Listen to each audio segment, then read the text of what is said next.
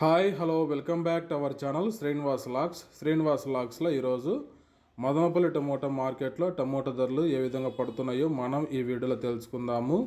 ఈరోజు 7వ తేదీ జనవరి నెల మదనపల్లి టమోటా మార్కెట్లో ఇప్పటి వరకు జరిగిన వేలంపాట ప్రకారము టమోటా ధరల విషయానికి వస్తే ప్రారంభపు కాయలు, ఈ పొడి కాయలు, జ్యూస్ కాయలు, అన్క్వాలిటీ టమోటాలు, ఈ థర్డ్ క్లాస్ కాయలన్నీ 300 రూపాయల లోపు అయితే టమోటా ధరలు అయితే పలకటం జరుగుతూ ఉంది.